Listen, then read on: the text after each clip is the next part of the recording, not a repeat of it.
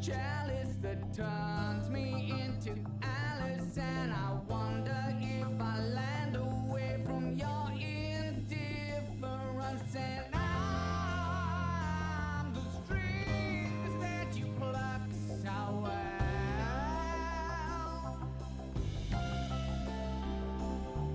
And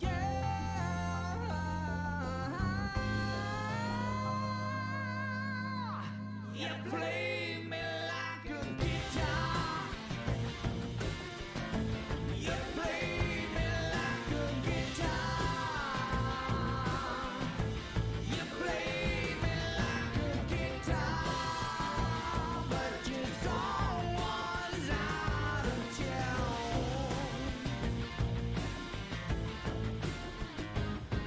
I wish the Queen of Hearts would just tear my head apart from my shoulders, so I could stop thinking of all that you do to me. It's not that I don't love you, it's just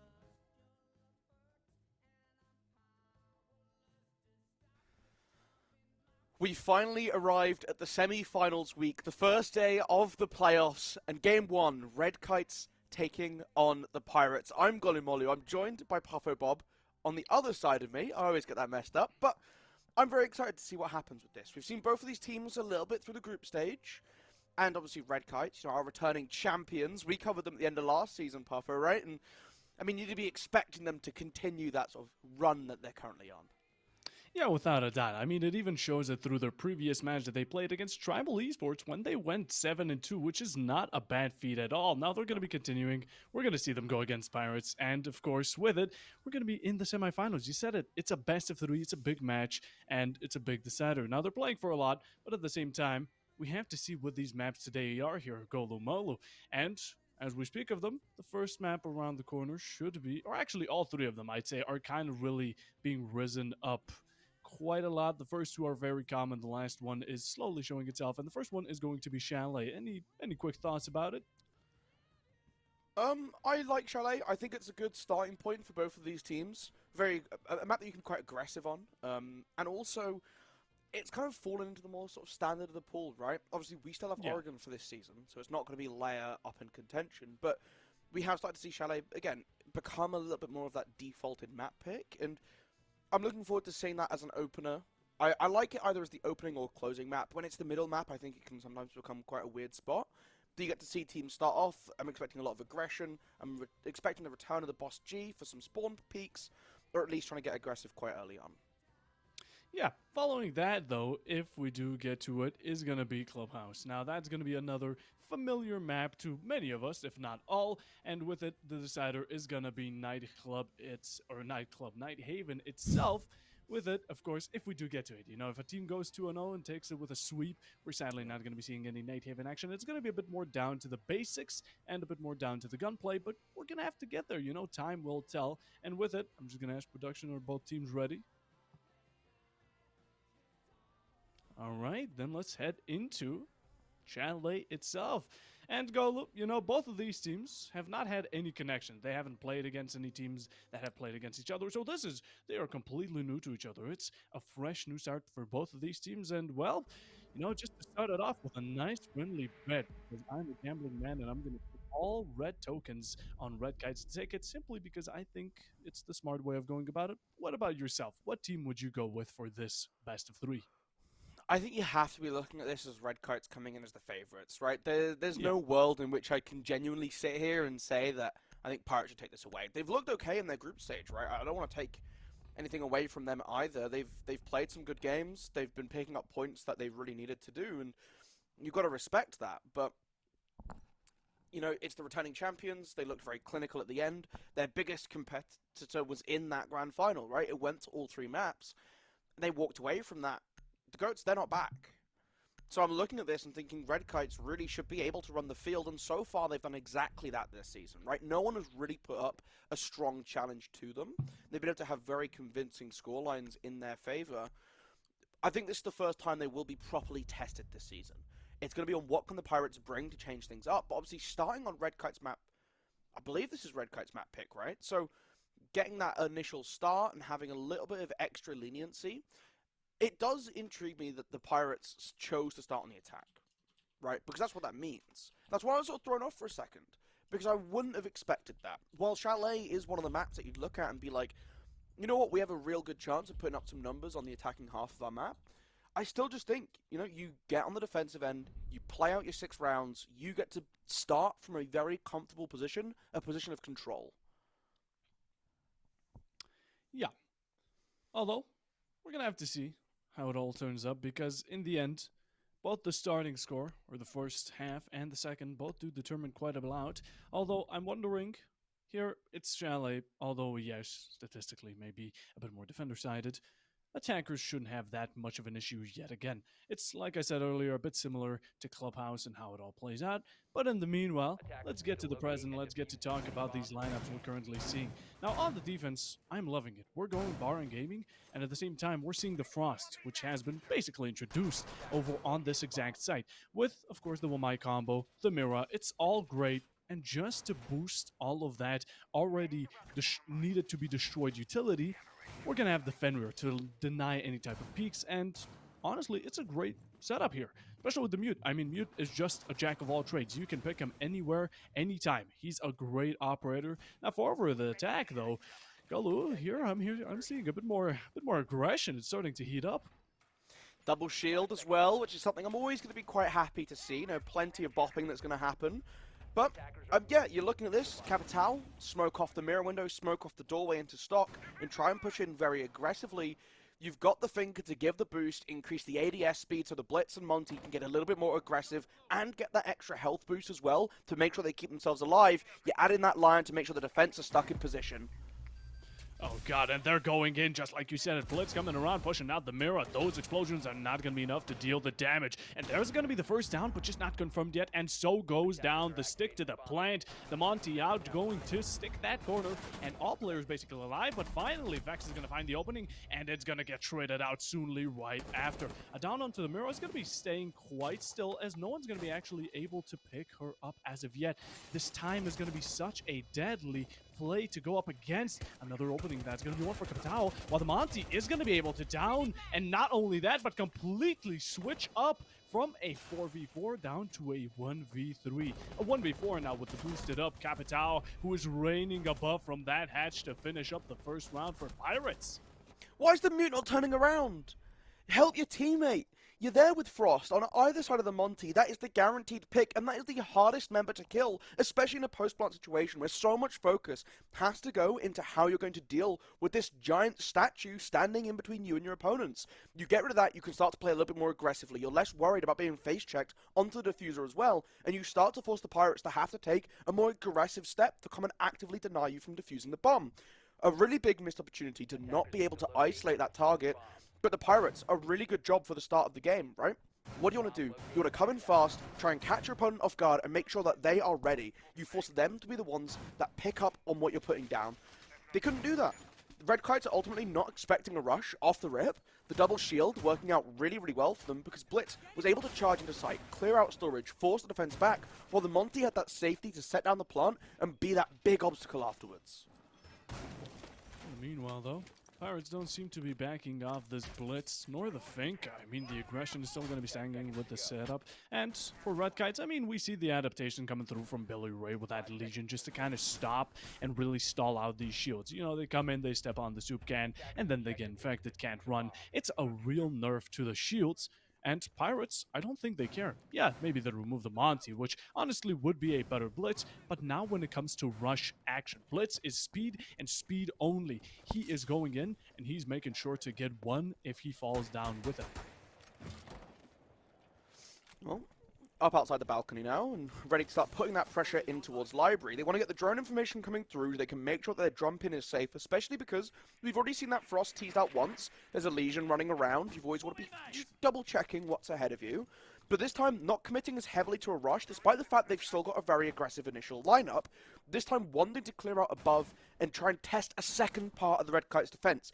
We know we can beat you downstairs. You have to account for that. What room does that leave up above? That's it. That's the library we're talking about here. I mean, it's just a setup. They're taking a patient game over about it as they're just waiting for the opportunity to strike. In the meanwhile, I do like the split over here. from Loach. Just trying to take it over by Fluke Balcony. And if we get that line of sight, it's really going to disrupt the defense. Their attention is going to be brought around by 180. Joined along is going to be also Pego. Yet again, they're just waiting outside. And honestly, not much is going to happen. But once that lever is ticked, it's all going to go down. And it's going to be all or nothing for Pirates here. Waiting for this little push. Finally, a scan comes through, but still a bit of hesitation from the Pirates. No one actually acting on it. We're a minute 30 into the round, half of it gone. And very little action. Finally, the Adrenal Surge, which should again indicate the start of the charge. The Blitz jumping in through Mezzanine takes a hefty chunk of damage. We get taken down in the crossfire, held by the Wamai as well. Nades flying onto Mezzanine, but none landing on their target. Polar takes down Kanye as well, so this is all going so horribly wrong for the Pirates. They jump on in, but still not accounting for the same. Wamai finally jumping in. It's a second from Mezzanine. The shot's coming in from the SMG-12, but you run out of bullets. You can't take down the Legion as well, so you're going to get punished.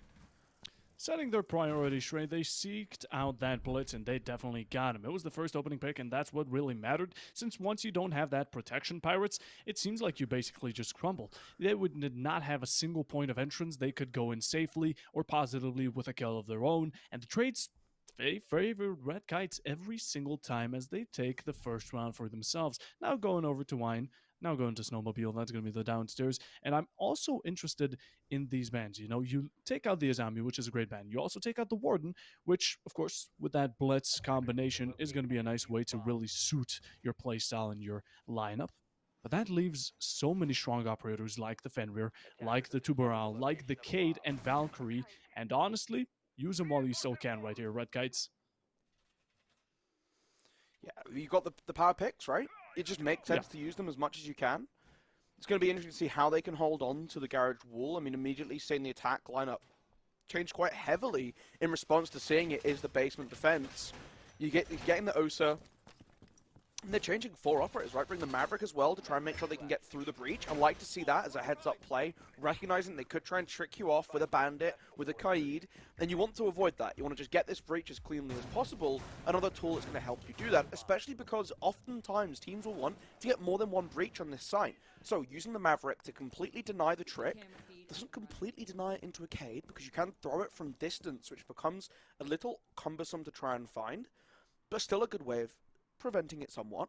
And then you get to hold the second exothermic charge to run around onto Wine to get that side pressure should you choose to do that. A Glaz does imply a little bit more of a focus over on the Snowmobile side of things, just to try and use those smokes to your advantage to clean out one-way gunfights, especially when that Warden's banned away. Meanwhile, it seems like they're going to be focusing a bit less on that main breach and using that Osa towards Wine. Again, that's where the majority of people are going to be sticking, but you're going to be completely cornered. Impacts are showing themselves, but a second shield to come, but not going to help as Godless gets a C4. In the meanwhile, an SMG-11 not only picking off one, downing the other, and getting him an early triple kill, leaving the Glaz and Maverick in a duo. That's a rough way for your round to begin, right? They're going for this Glaz Maverick play over on one breach while getting that pressure onto Wine. You try and split the site in half, prevent the rotations coming through inside of Snowmobile, and get aggressive. But everything has gone completely wrong. Verticality coming through now as the run out as well is dealt with as Kanye East finally gets on the board with a kill. But now you're in a 1 versus 4, and I think it's very unlikely to see the ace clutch, but you have plenty of time. So if there was a situation to try and pull it back from, this is certainly one of the ones that you could attempt to pull off. Going up to Library, maybe want to check the whole of the top floor first, and we can see the blue silhouette running through the map. Of course, Kanye's not walling, so he doesn't know that there is going to be a player waiting above, and with this hatch open, it could be a pretty swift end of the round. Yeah, it could be just one vault and it's all over. And looking back at the start, as Billy Ray finishes it up, it was unfortunate. I mean, it just went through to a triple kill in a matter of seconds, and Pirates, they're not being wary of their surroundings. Yes, you can maybe save yourself with a shield from bullets. Not from C4s, not from impacts, and when sticking so close, honestly, it's a dangerous game you're playing. Red Kites, in the meanwhile, though, honestly, not much of a compliment. They're thinking quick on their feet, and they're definitely acting on it as they get themselves the second round. And we're already a quarter in it. I mean, this has been very fast and very fastly paced as well. And Kitchen is going to be the third one. Now we're basically around for a full side rotation. And with it, we're going to be seeing the third side of the map. Are we going to be seeing any upstairs action? I'm not sure. We're going to have to wait and see. As, of course, also another little mention. We're going to be seeing Skobos in action here, Golu. Yeah, I mean, I think it's unlikely to see the top floor as much. I think it is the generally considered weakest of the three. Some teams still really do like it, so Chennai definitely on the more flexible end in terms of objective priority. The Scopus is going to be interesting to see how they use this, right? We've seen the big innovation has been you hide a shield somewhere far on a flank in a corner where it's protected. Think the shower up on Clubhouse by Master Bedroom. You stick it in there, you need either a grenade to roll over the top of it, or you need some form of explosive to break the shield first and then kill the Scopus robot behind it. As we're seeing here, hide it in the basement. It's in a very difficult position to get to. You can go and break the glass. That's one way. You want to deny that information, shatter the camera. But they can still flank to it, and you're still going to be concerned about it as the round progresses. So, they leave it there. They have the Scopos playing probably on the top floor, maybe on the middle floor, around the bomb site, ready to teleport in behind the attack if they could become too heavily focused on the bomb site itself. Meanwhile, though, Pirates going for a bit of a fast-paced play yet again. They're looking for these opportunities, and seem like the majority of these players really like sticking through and like sticking together, and that could be a bit of a bane to your strategy, as we're going to have to see how it turns out. Taking out utility and being very close to site, it's something they've done quite basically every round. I mean, they don't go for clears, they don't go for upstairs, they basically go in. That's as simple as it gets, which is honestly a simple interpretation of their strategy. And it hasn't been working besides for one round, although we're in the very early stages of the game, so we're going to have to see how they push through this trophy side. Similar thing happened on Library, right? They just took too long to make a decisive action, and it's happening again. Going now towards West Main, trying to come up the staircase to get right up close to the bomb site. No verticality from the bathroom up above is a big break that they really need to try and find, but you're going to turn around and expose themselves to the crossfire from Solar Stairs. Pico, you've got to have more awareness than this. That's going to be the opening. Yet again, it's the Blitz, and that's the worst pick you want to have off. Although they do return the fire. That's going to be Godless off the board, which is also a C4, but you got to watch out for those flags. That's going to be Vex with one and a second. Both Dinks looking to find the third, and he is not going to be succeeding in that. The 3v2 is established, but not for long, as Polar is going to be sticking it through. Just like Loach right into him, but YNB gets the refract soonly after, and with it, seems like finally... or actually, this time around, it's going to be yet again another round going to Red Kites, and Pirates, honestly, not much of a chance there. They keep on throwing that blitz like a body bag to them, and they keep on delivering the first picks, and Red Kites, they just play off of a simple refrag game.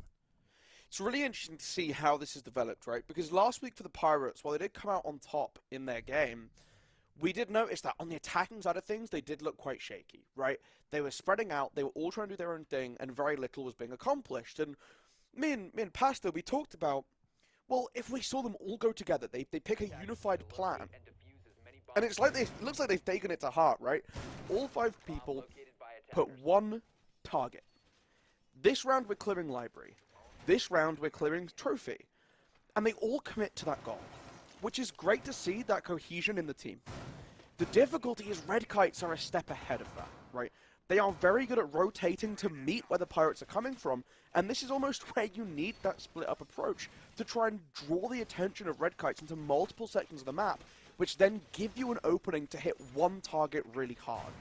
And so far, it's taking the Pirates a little bit too long in their attacking setup, which lets the Red Kites move and adapt and be in exactly the right position to shut down the push. The Blitz can't go into Trophy because the window is being held from verticality above. There's a player on the Slayham staircase that's head heights looking in from kitchen. So you run over to West Main lobby, but the time it takes, the sound you're making as a Blitz Monty duo running with those shields, is just a little too long. At the same time, Pirates, though, you see teams usually go for these takes, they clear out everything, and the most important part of that strategy that is so well familiarized in Rainbow Six Siege is clearing out the gadgets. Pirates here, they don't clear gadgets, they try to avoid them in the case. Oh, and with what are you doing? In the meanwhile, they're also going to be clearing themselves the good old mirror. Godless, not much of a clue what the attempt was there to maybe try and get a drone, you maybe heard a bit of a sound cue. The case and point is that it was not a good idea. Runs past the big window. A little bit fortunate that no one was putting a little bit more pressure on that as they're going to jump on in. back up to the hatch. We've just done a little lap for funsies as the goo is doing damage into the blitz and slowing down the progress. The Monty planting, but spots the head over the back of the shield. The Nitro Cell coming in to shut down the blitz as well. This attack has been completely thwarted. Capital still trying to plant in the smoke, but the Legion so close to landing your target. You've knocked into 17 HP, but you can't finish the job. A team kill nade. That is shocking. A bit of a jaw dropper right there with, of course, Pirates. This is the issue about you not clearing these upstairs sites. Yes, you have the Finka lurking around for a second to put on some pressure and maybe push the defenders away for a second or two, but once that pressure is gone, the defenders, they can swing on that hatch, they can get themselves a pick onto the blitz yet again, maybe shoot at the smoke, maybe get a triple, a double, you name it. It's so much value out of just that one single hatch play, and it puts even more of a burden on your shoulders because then you have to force that Finka, go into the window, push him, take him out, then play off of it, and it's down to 1v3. Don't know how the team kill on the frag grenade happened. It's honestly astonishing. This is my point. How did that nade like bounce through big window down through the hatch and then kill the Capital? I don't know how as a Finka we're getting a nade into that position. Like, it's actually an incredible feat of like physics breakingness to even be able to do that, but it's so goofy and kind of silly. Unfortunate. The more I think about it, the more I just have to think of a break there, because it's like, there is zero way on earth you ever, like, expect a grenade to end up here. Is there, like, a hole in the floor from an impact or something? Like, I'm actually boggled. We need a replay on that if we could get it, although I don't know. VAR. It'd have to be a full theory. In the meanwhile, though, heading over to round 6. I mean, this is the last one before the first half. It's before the switch of roles. And Red Kites right now are taking it with sweating over a cold stove. I mean, it's 4-1. They can take it 5-1. It only goes up from here. They can't be in a minus. And with the strategy they're currently rocking with, they still really deny this type of roam clear and just stick to one entry and one alone. This was part of my concern, though, right? Like, you start out on the attack, you go a couple rounds down. It's very difficult to build back. Okay, front shoot a nade. Very difficult to try and build back your confidence if you go 5-1 down here, forcing through the main breach. Again, this wasn't... I don't know if it's going to be successful for them. They tried something completely different last time and got caught off by a Nitro Cell, but now what do? All 5 members outside one wall? It's dangerous. It's a dangerous game they're playing. At the same time, though, bringing out the Thatcher is going to be a nice addition. And it doesn't seem like they're going to be sticking to any clear as of yet. I think basically every single player is out here, and for the possibly final round of their attack here, they're going to be going in for the same strategy as Godless is ready for it, just like the rest of his team, and from the upstairs gets a double. Billy Ray traded out as Loach will be finding one for himself, but yet again though, the diffuser is in sight, and 3 players are outside waiting for nothing to happen. Diffuser cold inside of garage as well, so you kind of have to either fully commit to going through this doorway, which you should not do. We need to see these rotations, which is what they are deciding to do. Going upstairs to fireplace now and opening the side doorway. Well, they're getting aggressive as YMB looking to try and make sure this round ends as quickly as possible. They have a firm lead in the 4 versus 3 and in the series with 4 rounds to 1. Very fortunate to escape the shots coming in from Loach there, who I think is going to be really, really angry to have missed that freebie. Now just waiting to see what they do. Currently working for a double rotation out the fireplace, but I don't think they were going to expect Fenrir to be lurking away inside a bar. No, they're not. And he shot his shot, got one, but that's just not going to be able to finish it up, as it's not a headshot, and only those count to be when needed. 3-4 still around, laying down outside main. He's going to be wasting time greatly. I mean, YNB here is just being a good roamer overall. Vax joins along upstairs, gets a pick onto the follow-up for Loach, and with 20 seconds here remaining, there's not going to be much hope left. Double kill established, and with it, it's down to Loach. Kanye off the board, 47 HP on the Grim outside main. He finds YNB, but in the meanwhile, it's just too little time to work with. You go for some picks. Yeah, the KD's looking good, but not as good as if it were if you just stuck to your rules. Now, what's disappointing most to me here is that Pirates don't even bother checking for roamers or verticality in the first place. They opened the place and the Monty just went straight in. Godless gets one. Someone follows right behind the Monty, not contesting the verticality, not droning it, no utility, nothing. Right behind, as if they are just one player doing one task and there is no adaptation at all. It is a shame to see, right? Because you just hope that they'd be a little bit more concise with what they're doing. I mean, it's not the first time we've seen verticality coming out from Red Kites on their defenses, right? They've been leaning into using verticality to get around these shields. They had Vert's holes made over trophy window when they tried to jump in there on the kitchen attack. They had holes made upstairs inside a library looking down into gaming when they tried to go for the plant on half wall on the rush plant. Both times, they've shown that this is something that Red Kites are comfortable doing, and Pirates aren't taking that into account when there are very easy ways to do this. Just have someone shoot open fireplace door at the start of your round.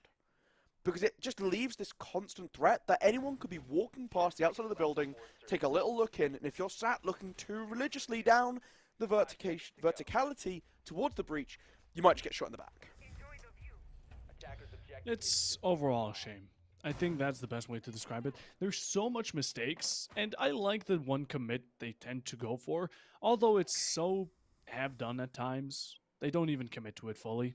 They think about it for a second, they realize their mistake, back off, try to go for a second route, and by that time, they've already wasted just too much. Meanwhile, though, now they're on the attack. That's Red Kites. Pirates on the defense. We'll be going for a bandit trick. I do like the switch up of operators. Earlier, it was quite common to use the power move on the Fenrir. This time, to Baral, focus on those tricks. Make sure that if they don't bring a Maverick, it's going to be close that wall. Bandit able to get the first exothermic, throwing their Selma at the wall now to try and open it up from behind as well. Get that look down in towards Connector. Billy Ray getting the opening pick onto Pigo, but very swiftly treaded off by Kanye. Godless on the backside now, working in tandem with Ace, has been able to work another pick in their favor, so the attack still looking favorable at the end of that early blow over changes. And with Polar being able to take down the Tuberam over on the breach as well, it's looking even better. Yes, it is a second breach coming out over. We have the pings from the Grim and YNB finding Loach. As in the meanwhile, Trooper is going to be getting that trade, and it's just not going to be enough. You have 57 HP. You're swinging around into blue, and you find the double. In the meanwhile, though, you still have the plant that's going to be stuck any second right now. The information is just so much. I mean, these Grim Bees, you're walking into them and letting them know you're on that rotation, just standing and standing still the whole entirety of that time. 2 breaches out. Yellow Pink is going to be getting a good pre-fire onto Vex, and now you're looking to secure that quad. If you manage to just get it by, it's so close. You still have a C4 on hand, which was quite deadly and used against you earlier. Hopefully, though, you do manage to do it with an equivalent time frame just to get that defuse off. Goes for swings, but it's not going to be contested. I mean, Polar, you're going to have to play off of this fake. He sticks it halfway through. Not going to be falling for it. And with 9 seconds remaining, the Bandit just doesn't have a choice, as Polar will be finishing it off. And now, it's 6-1. It's match point here. Ice cold in the clutch from Polar. Just waits. Here's the second tap, and that's normally when the bait comes through, right? You tap the diffuser twice, you're threatening a third, there's maybe 3 seconds just under left on that diffuser, and the attack has to get aggressive. Reads him like a book, waits it out, forces the Trooper lane back onto the defuse, and gets that final kill to close out the round and push Red Kites to a 6-1 lead on the opening map of this semi-final. It's a best of 3. But honestly, with the way Red Kites have looked this afternoon, I'd be surprised if we get to see that Nighthaven Labs, to be honest. They have looked so clinical at holding their composure and just waiting for the Pirates to make a mistake.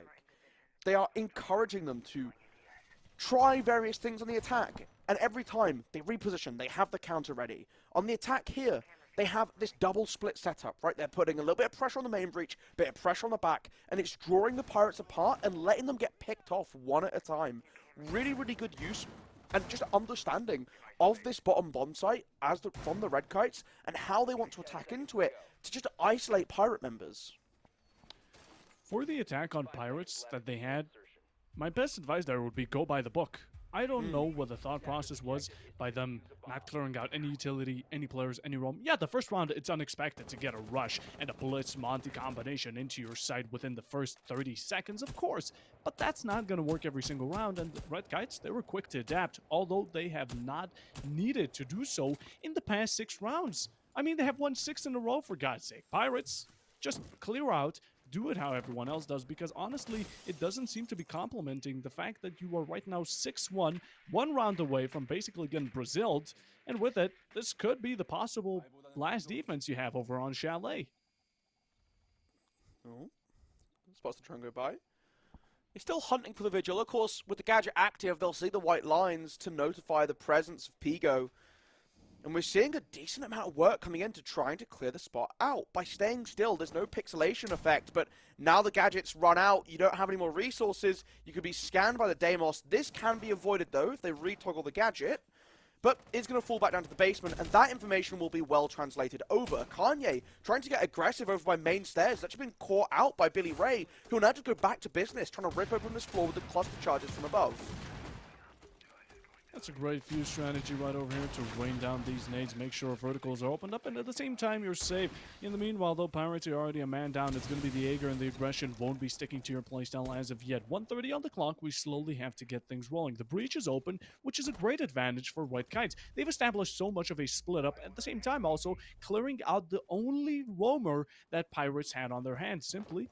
Although it may be a Vigil, using his gadget may be valid, and using those C4s to advantage is great. As Trooper finds one, Vex does return the fire though. It's going to be a 4v3, back to square one, and it's brought down just for a 4v1 Bipolar with a double, and Vex following up, and with it, Red Kites are going to be taking this 7-1, and first map, Chalet is going to be theirs, as of course they picked the 2, and with it, we're going to have to follow up and see how Clubhouse is going to go for Pirates. It was their map pick, so you've got to give them that, but a 7-1 start is a dominating victory in the series. I really don't know how you bounce back, right? It's going to take a lot of mental from the Pirates to be able to deal with this. Look, the biggest takeaway is that it was your opponent's map pick, okay? I think you can sit back from this, right? If I was in the Pirates camp, I'd be sitting there going, look, guys, we might have made a mistake. We picked to go attack first on Chalet. We thought we had an idea. We thought we were cooking, but we burned down the kitchen instead. That's okay. We can get a little disposable barbecue, set that up in the garden, and retry again. We can salvage this meal somehow. You want to go back now onto map 2. It's Clubhouse. Mental reset. It's the Dub House. You got to call it Dub House in the comms the entire time. That keeps the mental strong. It was unfortunate. I think going on attack first, bit of a miscall. Not as good an understanding of how you want to play the map on your attacks as we saw from what little attack we got to see from Red Kites, right? They looked a lot more comfortable in how they wanted to play that out. Really well played by Red Kites. I don't want to take anything away from them. I think they did a phenomenal job, both on the defense and then on the attack, making sure that they just kept continuously played to their outs, made very few mistakes, and I think that's the biggest deal. Yeah, they played it safe. They played it throughout the match as they planned, and honestly, Pirates, like you said, they gotta go into this Clubhouse completely different, because if they go for a rush and a blitz and a Monty every single round like they have, without clearing anything, without just playing, because the thing is, defense, there's a reason it's called defense, because they set up the site, they set up the building to their own advantage with their own gadgets. As an attacker, you clear that out to put a bit more of an advantage on your own execution. If you don't, you can expect C4s to be flying left, right, and center alongside smoke canisters, you name it. And with it though, that is going to be the first map right over here. And as well, we're going to be heading over to Clubhouse in just a minute. But before we do, we will be taking a short break, and we'll be with you in a second.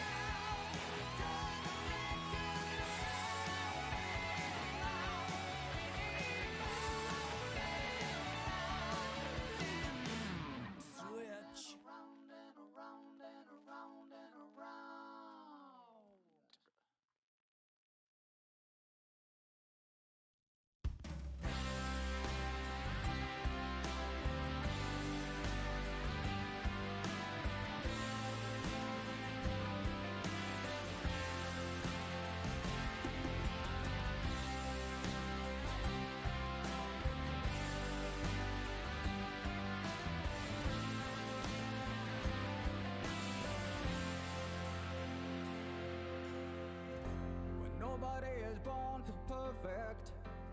Nobody is born a privileged king.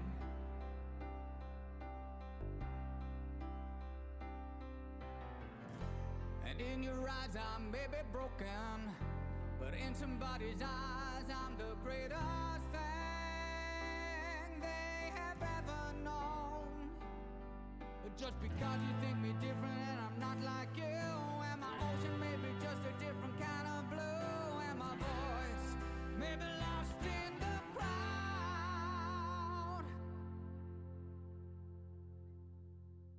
you will see.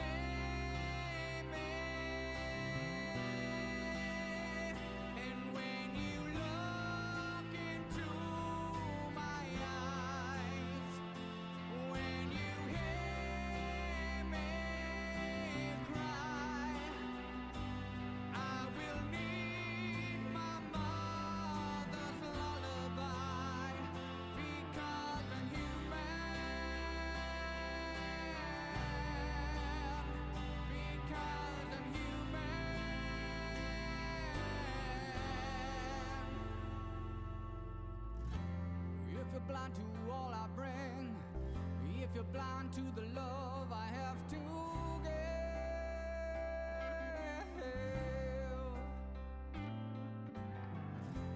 then your world must be so empty. Your heart beats, but you haven't really learned to live.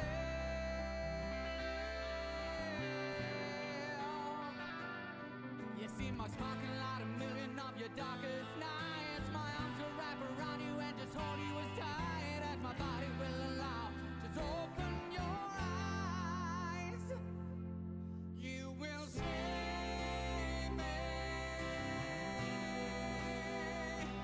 when you look into my eyes, and when you hear me cry, I will need my mother's lullaby, because I'm human,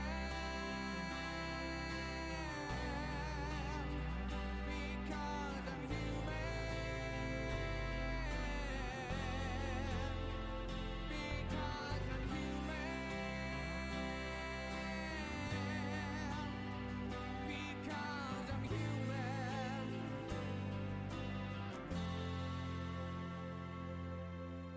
I have a heart and soul and I can make choices. I am the choir of a million voices. Can you hear me call out to you?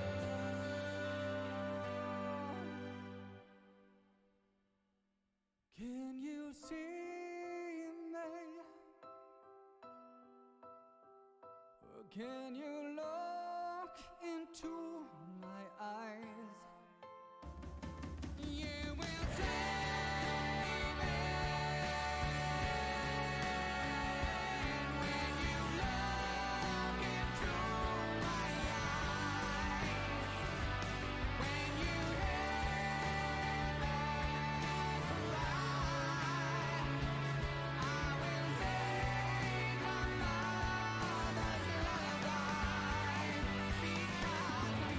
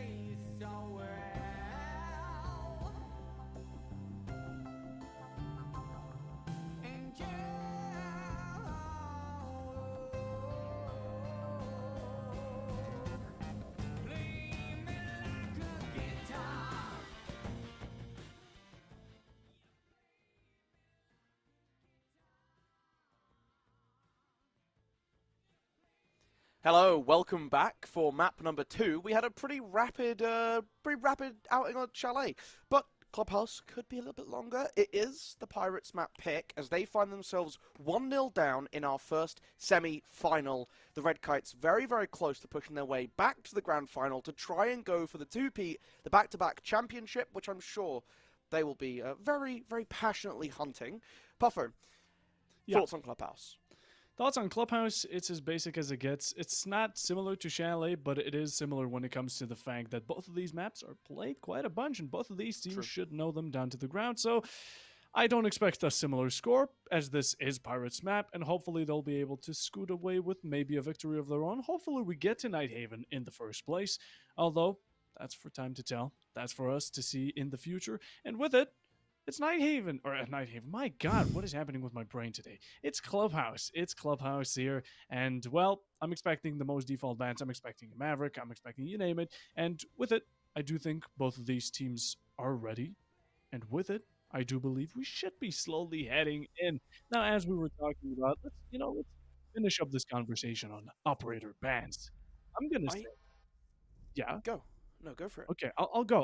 I'll hit my red buzzer, and I'll stick with Maverick, Ying, I think we see a Fenrir, multi-ban. Azami. Could be I Monty, think but after the last outing from Pirates, I'd be very surprised not to see it. I mean, right, True. we saw them running double shield twice on their 6 attack rounds. Like, I think this makes a lot of sense coming in from the Red Kites, just to try and keep as much under wraps as they can. I don't know what the other bans are. Yeah, like you mentioned, the Maverick, very high up there. Ying, another operator who is very, very oppressive. But that's interesting. I can see alternatives to Buck being used, I was going to say verticality, but when defense is downstairs, preferably people go for Ram in the first place. Just a better Buck in the situation. Maybe if you want to go from a down up, if you want to push down lobby, get some verticalities up above, I can see the Buck being used, but would have preferred to see some Ying, some Dokkaebi, you name it. In the second one, though, it's going to be Pirates on the defense, taking out Mira, which was also quite commonly used earlier. And at the same time, she is a strong pick on defense, on Clubhouse, just like the Valkyrie. So, like yet again, we have left some open picks for the Azami, for the Fenrir to be opened up again. And at the same time, we're going to be limiting down that, I'd say, information with the Monty and Valkyrie. Well, certainly, so standing on the back half, right? But that Buck is going to be the question mark. I mean, you mentioned it. We're looking at things like Ram for a lot of the verticality when attacking onto the basement, which is going to be the first stop for the Red Kites. Oh, God. Pretty standard lineup coming out from them. The Scopos coming back for YMB, so it's nice to see that making a return, a little bit more action of the new tools. And again, we saw them before. They put one playing around site on the solar stairs, the other teleported, was set up for a teleport down into the basement in Snowmobile Garage.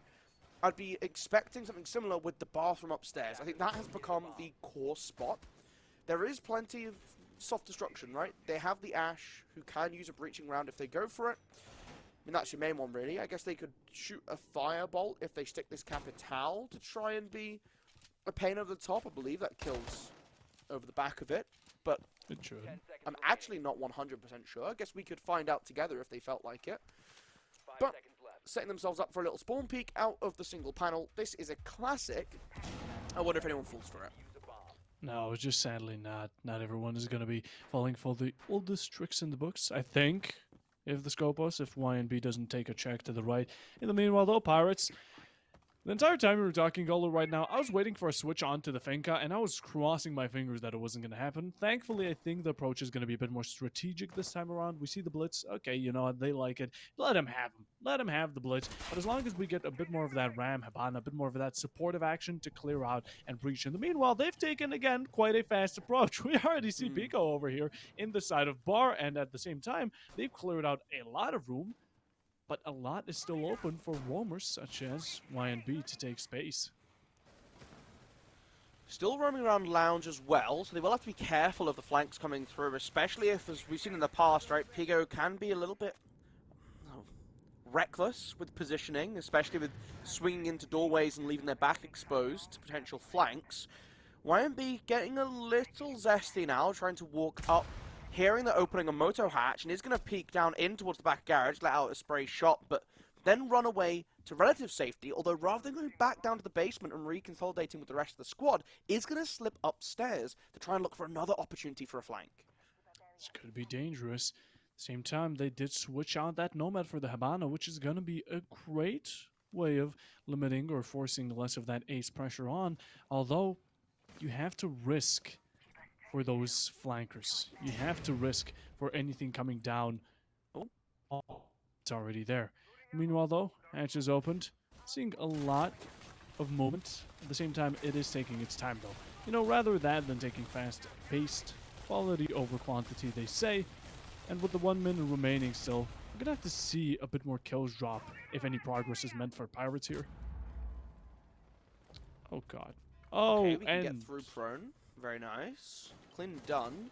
Surgery Trooper getting a kill and making their way into church now as well. That's the diffuser too, so they can start to get the plant down. They have lost the cover, but no one from the defense getting too aggressive. Finally, we're seeing Vex look to walk up to the bar, takes down the cover from behind, but the diffuser goes down because they checked the wrong way. The flash goes off, but they have to disengage, and the flank from YMB all but seals the round.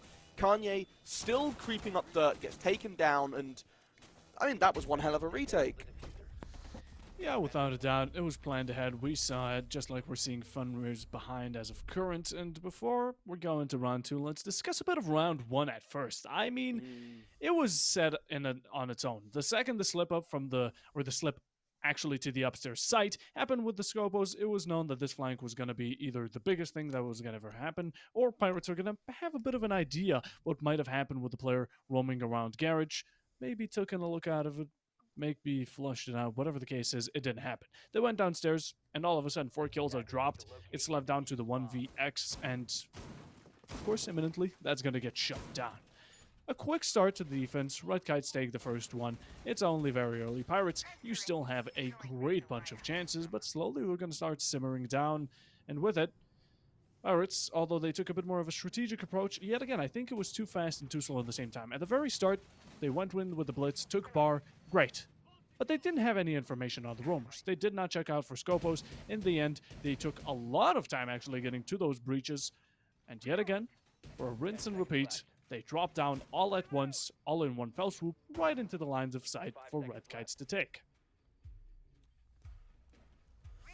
Another spawn peek attempt from YMB, this time prone from over by the bathroom doorway, looking out towards shipping dock, and again that makes sense when you're looking at a gym bedroom defense. You're expecting someone to try and come to jacuzzi wall, but instead Pirates doing a little bit of a better job than from what we saw on them on Chalet, where they are going for the cross map. They want to try and make sure they take as much pressure away from the attack as the defense as possible, especially on this site. It's really important they break open, at the very least, this server wall to prevent aggression on server window looking down towards highway. It gives you that extra freedom to play around your gym and bedroom windows.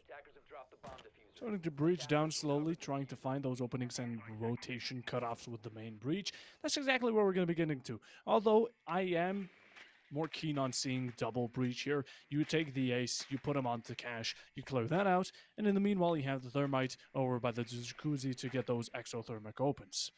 Although, it's their approach. Pirates are going to go with it how they want to. I do love the cancel pick. You know, always got to stick with it, especially on cash. The trick is coming out, and we do have Pirates who I think expected a bit more of Cade. We see the drone downstairs looking for that Cade claw, but in the meanwhile, can openers for this breach are going to be interesting. And Loach going for a solo play against a bandit tricker is just not going to be working out for him a single bit. It's going to be sticking through. That's a piece of utility wasted. And at the same time, unless they get some sort of EMP action on here, unless they go in from windows, cash is all they're going to be able to secure for now.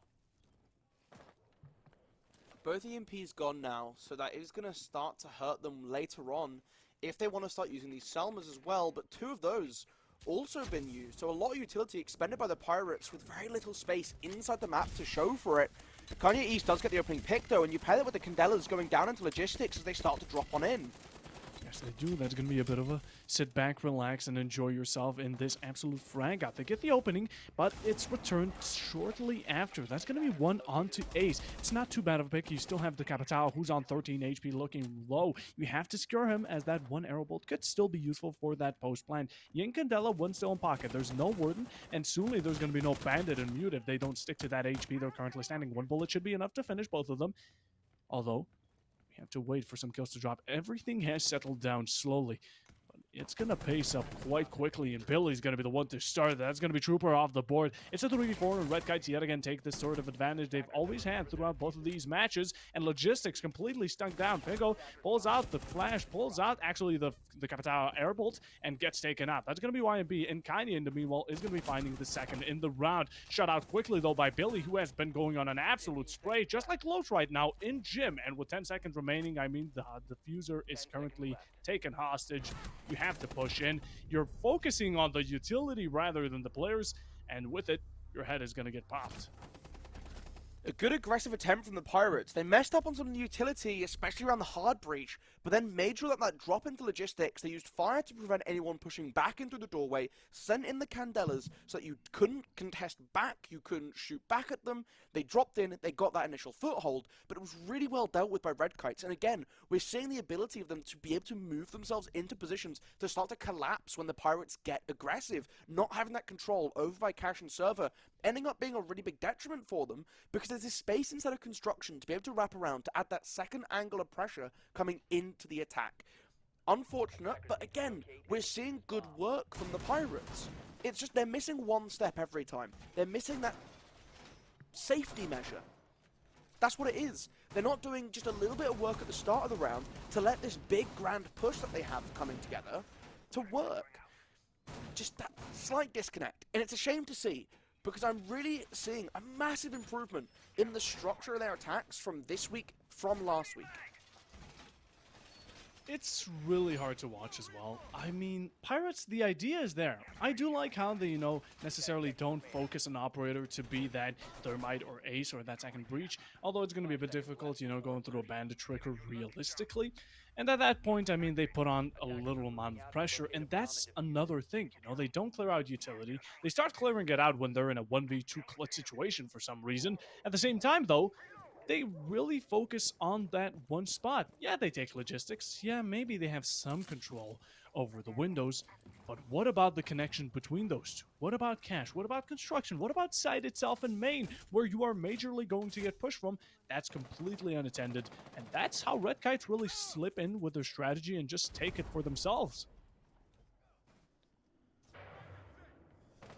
Working for the breach now. It's not a bandit denying, but instead the Kaid, which should be easier to get through in theory, but they've limited themselves on EMPs and thrown it out late, so the exothermic's been destroyed. Both charges have been used up, using hard breach charges to open up the walls into garage as well now to try and get that stab, to get underneath the rafters, to try and use your utility, particularly the fire up to dislodge this Azami.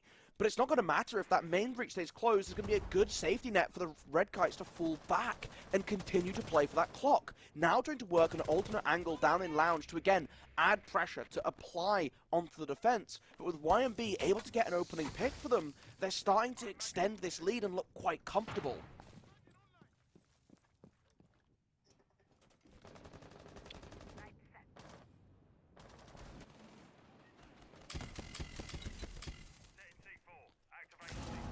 Cadell is initiated. Opening pick is there. Much else though. It's a 4v5 nonetheless. Really taking some heavy damage. Vex joining him 6 foot under. That's a 3v4. Pirates gaining something, although losing it right after, as YNB takes one Godless now off the board as well. By the Loach, gets a good fire in. Just like YNB, he has been on a triple and could be looking for Ace right now. With 1 minute, he still has the time, although he needs to find these picks. It's a 2v2 right here. Polar is going to have to support him in the meanwhile and maybe just get some sort of man advantage rolling. With the time you have, Candelas could still be quite deadly. They take up a full room, and that's exactly what's going to be getting thrown right here. Clearing out one side, although red is going to be a dangerous spot. And Polar is going to be executing off of it, as that head hole is going to be working nicely in his favor. Trooper left alone on the side of Lounge, trying to find his spacing and trying to throw some jabs. Those 1v1 situations are going to be his strategy and are going to be his savior. Comes up close, but Polar will be taking the gunfight and will be doing up with YNB to take this round yet again, and Red Kites are just not letting go of the grasp.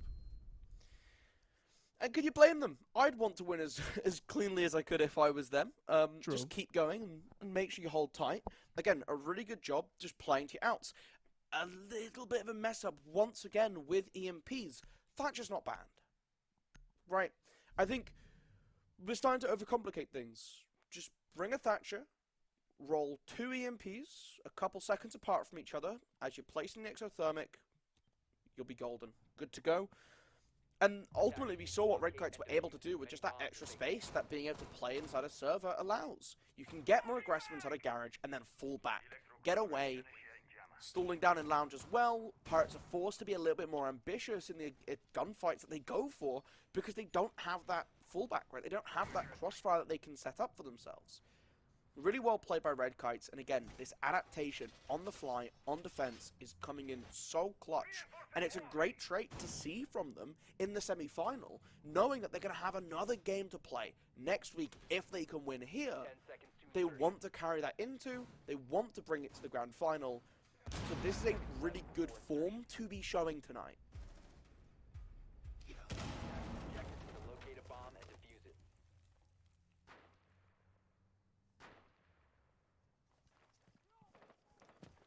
Another attempted spawn kill, but nothing coming from it. Still running around on this top floor though, and you can see YMB 7-0 so far, clearly feeling very confident in this series.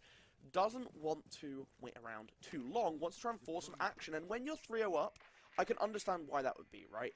You want to just try and keep that pressure on and make your opponents feel as uncomfortable as you possibly can. Spotting out the blitz running to try and chase the dock. Finally able to hunt him down with the flank from Strip coming through. Billy Ray goes down. I wonder what this means for the Vigil. Do you get a bit more aggressive to try and trade it back? Has been spotted out on red stairs now, and Pico starts to walk forwards. Is going to force them back. There's no opening made on Jacuzzi Wall despite a player out there. I thought that's a really big mistake as the Blitz coming in, gets knifed by the Vigil, but has been blinded in the process. Still stuck in the corner of the room, flung back into the wall and sprayed on down. Does take a little noggin to the foot, but that's not the end of the world. Still plenty healthy to continue on going, and with a 2-man advantage so far, that's fantastic start for them as they can now work on this moto hatch, which has actually been left open, but they don't spot Godless. A very dangerous territory they're walking into.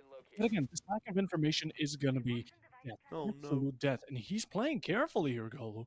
He is not swinging too early. He's waiting for the time, and the Nomad air jab as well coming around. But Habana doesn't spot. Godless comes up right behind, and although Godless gets one, also the second onto the Blitz, just trying to find him as well, but comes swooping around the corner, of course. The Shield will be winning the 1v1, although Godless, that was...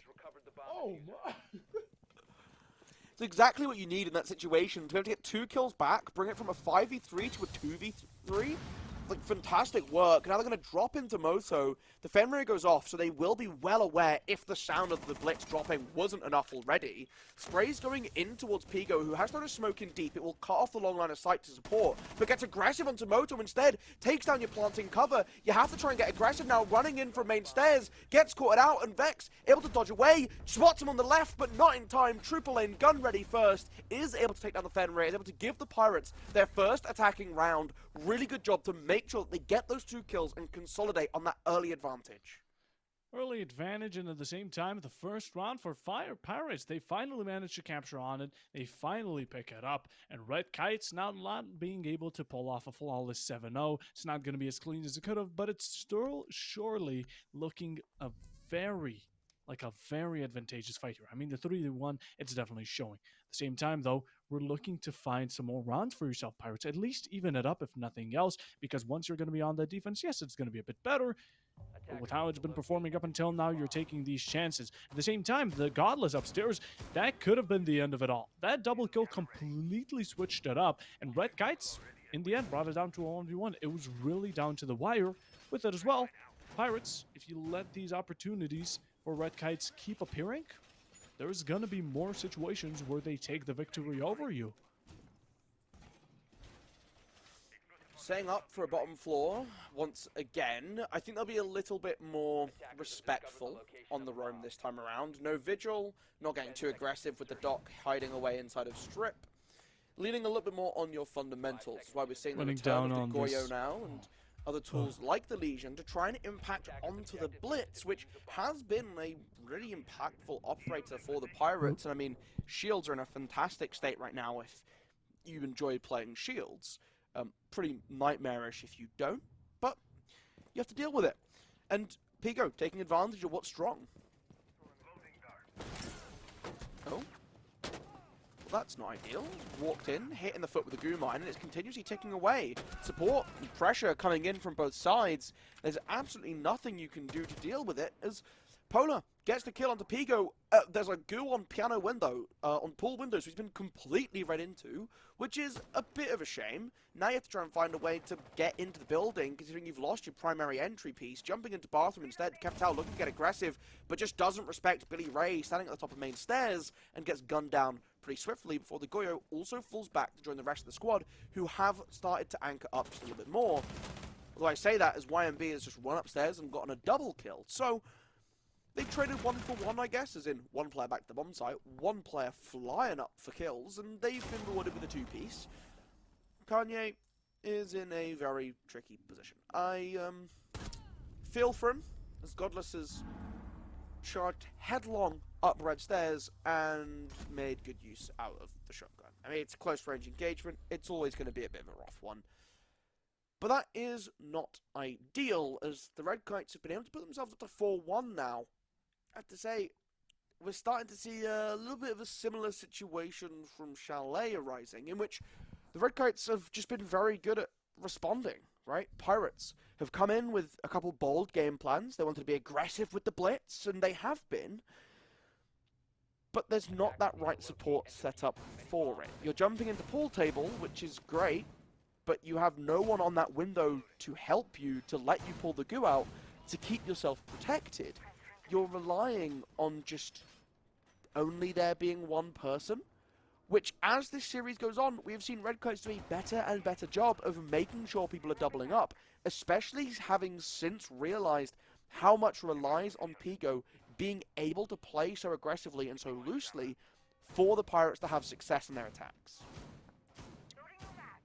I mean, we have a similar score to what we had earlier, Nicolo. It's 4-1, and just keep going. I mean, 3 more rounds are needed for White Guys. Pirates, they need to secure 6. It's a larger number. It's a 3-round deficit. It's a lot to work with, and with how the gameplay has been going, this extreme, it's looking just all one-sided to me. At the same time, though, Pirates, they still have time to adapt. I'm not going to let go of the fact they can get some rounds in, maybe even overtime. We're going to have to see, though. They really need to lock in and put things together. Because up until now, it's... I mean, looking at the previous round, it was something else, to say the least. It was, yet again, this quick pace, go in, and just hope for the best. Hope is not something you should bring to your strategy in Rainbow Six Siege. It should be thought out, well-planned, and that's about as simple as it gets. Although, of course, you know, there's some other steps. But in the meanwhile, Red Guys, they're just having a blast with them. They're bringing out the best that they can. And Pirates, you know, I like the fact that they're also incorporating this type of breach heavy. You know, they're going for the A's, they're going for the Thermite. And like you said earlier, they're going to be utilizing that Thatcher finally. Fantastic work by Vex, just consistently holding on, and the jump out when you go to try and open up the gym window just to add insult to injury. What are you going to do here now? You've lost your Osa as well, so those shields are staying put down. Well, one staying put down. You wanted that one there anyway, so I don't think you're too fast. That's your protection from the server window that we were talking about the importance of the last time we were attacking up here. Claymore's down on red, again to protect from flanks, which have been deadly so far this series, and especially here on Clubhouse, where we've seen YMB in particular be able to get very aggressive. Has finally been taken down in that couple rounds ago, but still sitting at 9-1, a very happy scoreline. Loach finds himself a little bit of a late trade, although better than nothing. In the meanwhile, it's a 4-4. We're back to square one of how the man count is right here and then. And with 1 minute remaining, kills are going to have to start dropping. That's exactly what Vex is going to be getting too. In the meanwhile, Godless traded out for that C4. It's utility for shoots and bullets. Sprayed out 1 minute. A lot of ground covered here. We have construction and cash under our control and trying to seize that opportunity that even though it's a 3v3, you have a lot of angles to cut off rotation and maybe even catch these defenders lacking.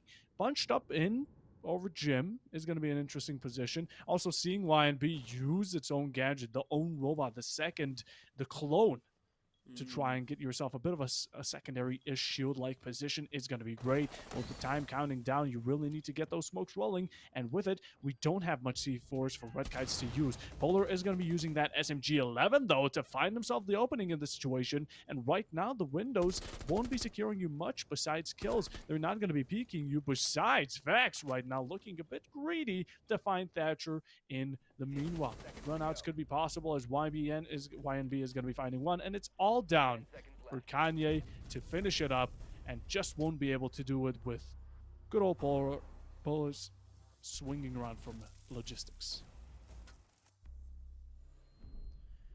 One more round. Well, 5-1 once again as the Red Kites fall in on the attack. I have to say I'm a little concerned, right? We saw with how strong the bandit tricking was, Vex doing a fantastic job of just matching every movement taken by the Pirates when they were going for breaches, and immediately seeing that Thatcher locked in for Polar, it's what we should have seen earlier, I think. You lean on your fundamentals, you lean on the basics, just to try and get this work done. There's no need to make things harder for ourselves, right? Maybe they want the Osa as well, and I can respect that, especially with how they were using the shield to try and prevent from swings coming in from server.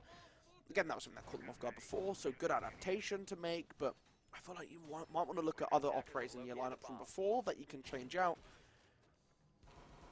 Pigo immediately grabbing what has become a staple in his arsenal, which is that Boss G. I'd expect a spawn peek here. I think when you're 5-1 down, it's one of these times where I'd be saying, yeah, go for it, guys. Let's try and get aggressive. Let's try and do something a little crazy to try and throw them off. We have had a score come in from our other semi-final, which is the Rejects versus Ronda Rising. Rejects coming in as the first seed from Group B have been able to win. It's 2-0 they won their series, 7-3, 7-2. That was playing over Chalet and then Consulate. Honestly, I think we're going to be seeing a very similar scoreline here with Red Kites and Pirates. We saw the 7-3 already. Now we just need 1 win from Pirates and 2 from Red Kites on the round count. In the meanwhile, though, to start that off a bit more Frank heavy, a bit more on that explosive side, YNB, the Hibana, very important pick over for Red Kites. Now off the board, 6 foot under with that C4. And talking about explosives, I mean, look at Pirates, look at their lineup. We're rocking those Capcans, which just dealt immense damage to Billy Ray. At the same time, the Goyos, and overall, the explosive power from Pigo's Boss G is gonna be making a great lineup. And it seems like they're going to be avoiding gunfights as much as possible and trying to trade out bullets for a bit more of explosives. Trying to sweep, knowing Pigo's still upstairs, but using that gadget to avoid drones very efficiently. Should hear the footsteps on red stairs, but has the SMG-12 out, expecting the close range engagement. Running through server, you're going to run straight first into Polar, who's gun ready, is able to eliminate you pretty quickly, bring it back to a 4 versus 4, but again, you've already mentioned it, Billy Ray on 5 HP, and there could still be more Capcan traps lurking around downstairs, especially when time starts to get low. That's where those EDDs become so effective, because you can't stop to check for them. That's something that you'll be hoping Godless on the Twitch is looking out for, but Vex just runs down blue, and nets a freebie onto Kanye with a good pre-fire off drone information. Gets a second as well, looking through the feet holes, challenging for a third into the bomb chassis on Church. Backed up by Godless's drone for more information. One thing that Red Kites have been quite dominant on and Pirates not as much. It's a 2v4 converted quickly over to a 3v2 for Trooper. Finds that opening and finds that almost equalization, but you need to get one more. Locked out of sight though. Loach taking some damage. It's going to be minor, not too much though. Walking through the fire and the flames is not going to be an option here, as yet again, it's down to the time count that you really have to play against Red Kites right now. They're on the attack. The time is against them. Play off of that advantage advantage. And Loach, wow, missing those 2 bullets is going to be a great mistake from Vex as he puts them right in the grave. Loach with another, that's going to be a 2v2. Pirates looking to secure their second right here. With 30 seconds remaining, it's very possible. They don't have much gadgets to work with, but they have hope. They have had it for the majority of these rounds, and maybe this is just going to be one of those where it works. Trying to find some picks. I mean, Red Guys, you're really stalling it around right now. The Twitch drone, it's going to get some great information, but you need picks, you need time, and you need space, which is going to be established by Polar as he finds one. Goes for the plant, and then meanwhile, Trooper completely shut into charge. He is cut out of rotation. He is not looking at crouch level, where Godless is going to be swinging and getting that opening and that final pick. A one-tap at that. With it, though, it's match point yet again. It's 6-1, and it's not looking good for Pirates. Really well played by the Red Kites, right? You work to clear out the roam. You take the fact that, okay, look, we lost a player already. Billy Ray might be low, but we're still going to get aggressive and hunt you down. Get the vigil, and from there, very swiftly start working back towards the basement. And it all came down to Vex, just walking down blue, the drone information flying across the team. And there's 2 quick kills just off of a drone flying through sight and going, there's a guy who's just looking. He's looking at main stairs, guys. He's not expecting us to just walk down blue here. There's no one watching it. You push in aggressively. You take that ground. Assert your dominance. Quick little wallbang. Turn around. Spot the feet of a second. And just like that, control of the round completely in the hands of Red Kites. And from there, they're not going to fumble it, right? They've shown time and time again throughout the season that they are not going to give up the leads once they've got them, especially in such dominating positions. At this point, I don't see much hope. I'm not the one to necessarily pray for Pirates right now, as honestly, you know, you make your own bet. They've also made their own score. They've made major blunders, which have continued to repeat throughout round and round again. And that's what brought them to the scoreline. That's what brought them to the 6-1. Red Kites, they didn't have to do much. Honestly, they just play how they usually do. Didn't really need to sweat over it too much. It's not that deep for them. And they need just one more round. They can play this safe, or they can play it more aggressive. It's really up to them. With the strategy they're going with as of current, though, I am liking the Deimos pick, especially on CC and Cash. When if anyone is in Cash, you go down below lobby side, you start blowing up those bullets. And with it, Pirates, they're using that bandit trick. We'd love to see it, but you do have to get some sort of breach open for Red Guys, and that's why they picked the Ace and Thermite to go for that multi-open. Peeking in with drones still and patiently waiting. They don't want to just go for the breach. They want to have someone apply pressure from the window, try and catch the bandit off. You could try and use a grenade, but obviously there's none in this lineup. The Deimos instead choosing the hard breach gadgets to add just some extra flexibility, as the death mark has been sent out, but they were standing on a mute jammer, so not going to get detected. And there's good protection for the bandit to try and keep them tight on this breach. They are underneath now, so either with the bailiff or with the Vendetta should rip open a bit of this floor and try and pressure off Trooper Lane so they can get the breach safely. A little bit of pressure coming up red stairs as well, but we're just not going for the vert. Easily tracing down these Thermites exotherms. Trooper is going to take a bit of damage from those verticalities. He's going to have to back off, and Vigil, yet again being tranked by Deimos, is going to be forced to use his gadget. Blue contested, that's going to be secret shots landed, but just not connecting onto any player. But you do have to watch out for bottom red, which is going to have 2 attackers on it. Godless taking a major amount of damage, and now being down is going to get finished off, as Bingo is going to be following along the steps of his teammate to finish off Billy. A 3v5 very early on, and a strong one at that. As this time, it seems like it's going to be completely one-sided, but Wex trying to find a bit of a table flip. Will be doing that with Polar. Is going to be finding a triple between the two. Now it's down to the Vigil. Now it's down to the Castle to manage to find some sort of getaway from the situation. It's 40 seconds, and yet again, it seems like these attackers are already sticking the plan down. As Vex comes around the corner, not only downing one, but finishing the other with a pistol. The 7-1, or 7-2, actually even 7-1, another absolutely brilliant score here is going to get established, and Red Kites, they're taking this with no mercy to be given over to Pirates. 2 dominant maps coming out from them, and again, that's another round where there was that early advantage for the Pirates. They were able to play a little bit of a roam game, try and get aggressive, take some gunfights, and win them. But suddenly, out of nowhere, there's drone information coming through. Someone gives the call to Red Kite saying, we can go. And this time it was Vex twice in a row, right, on both of those attacks. Just jumping forwards and taking the role just the entire round. Double kill both times. It opens up the bomb site. The rest of the attack, they see the signs, they flood on in, and it's over. Over before you can really figure out what's going on. With it, I mean, Pirates, honestly, I didn't see much of anything from them. There was no adaptation. There was nothing to really make up for how Red Kites were doing and working out with their basics, even advancements throughout sites and protecting them at the same time. And with it, I mean, it was honestly one-sided as much as it could be. It was absolute domination. With it, it's shown that Red Kites right now, even if they were the champions, they are not going to be letting go of that steam for a single bit.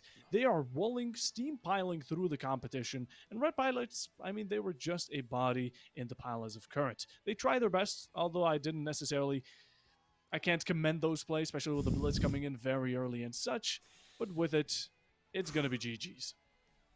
Yeah, and you can see our bracket down below, right? Both semi-finals having been concluded with confident wins for both the Red Kites and the Rejects alike. So those will be playing. Now, I believe the Rejects were formerly the Pit Ponies from last season, who then were not re-signed, left the Pit Ponies, and are the core of which is playing under the Rejects. So that's our third place from last season, taking on, well, our first place from last season, kind of, in the final. Both rosters a couple changes, but both come back in very strong forms, and for either of them, neither dropped a map yet, right? It's a clean 3-0 for both of them in the group stage, coming into the playoffs and winning 2-0 as well. I mean, the Red Kites dropped 2 rounds, the Rejects dropped 5. This should be an absolute banger for next week. But that is it for us here tonight. We have shown you both, well, our semi-final, our best of 3. It was closed out slightly quicker than we maybe would have anticipated or wanted to see. I'm sure you at home would have loved to see a third map. Nighthaven Labs is a particularly spicy one. But that is it from us, from myself, from Puffo. We will be back with you next week for the grand final between the Red Kites and the Rejects. But take care, have a lovely week, and take care of yourself. We'll see you next time.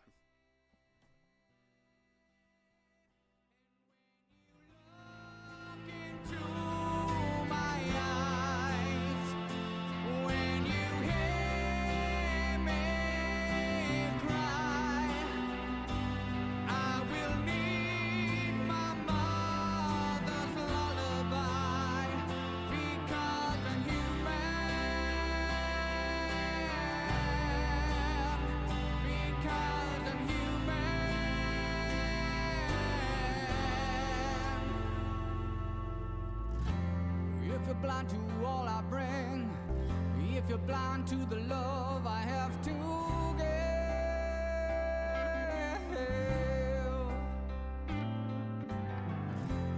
then your world must be so empty. Your heart beats, but you haven't really learned to live.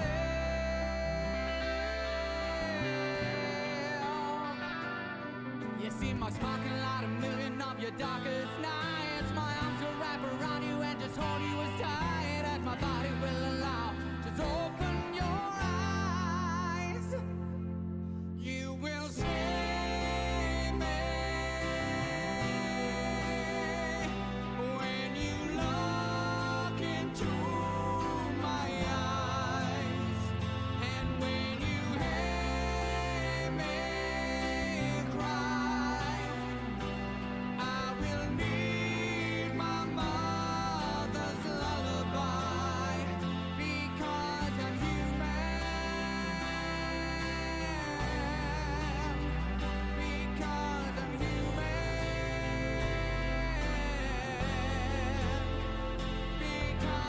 human,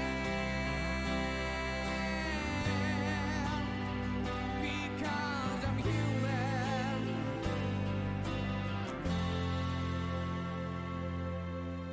I have a heart and soul and I can make choices.